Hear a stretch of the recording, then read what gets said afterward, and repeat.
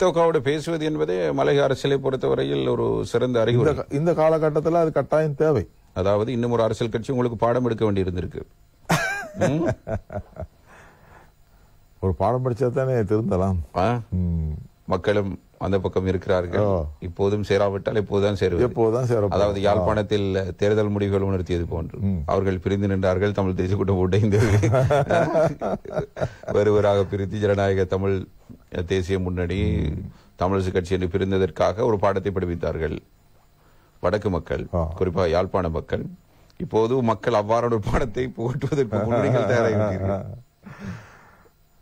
அதாவது எப்பவுமே ஒரு ஒரு ஒரு தேர்தல் ஒரு பிரச்சனை வர நேரம் தான் ஒரு பாடம் படிக்கலாம்.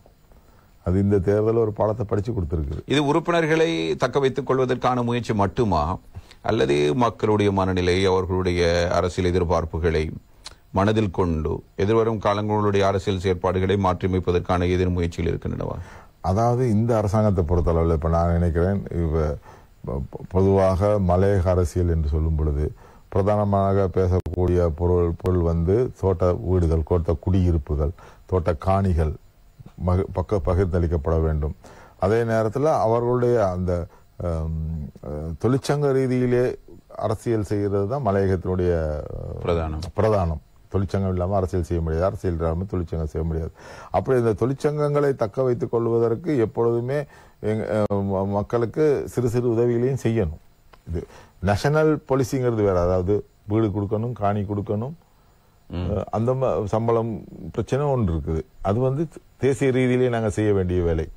ஆனா அந்த தோட்ட தொழிலாளர்களை திருப்திப்படுத்துவதற்கு அல்லது தோட்ட தொழிலாளர்களுடைய தொழிற்சங்கங்களை தக்க வைத்துக் கொள்வதற்காக சிறு சிறு உதவிகளை செய்வது காலங்காலமாக ஊறிப்போன ஒரு விஷயம்.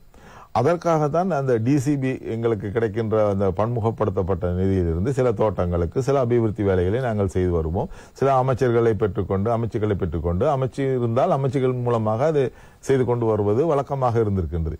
இப்பொழுது எதுவுமே செய்ய முடியாத ஒரு சூழ்நிலை உருவாகி இருக்கின்றது.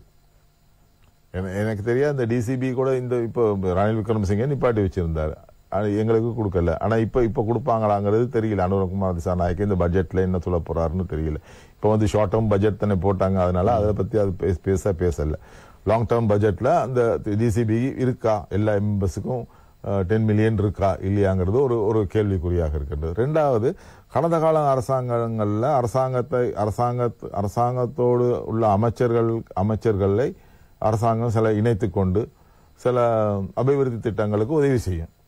இவங்க பாலிசி என்னன்னு தெரியல, செய்வாங்களா, அதை யார் மூலமாக செய்வார்கள்? ஏன்னா இவங்களுக்கு 159 மெம்பர்ஸ் இருக்கிறாங்க. அப்ப அவர்களோட செய்வாங்களா, எங்களுக்கும் அதை பகிர்ந்தளிப்பாங்களா அப்படிங்கிற ஒரு பிரச்சனை இருக்குது.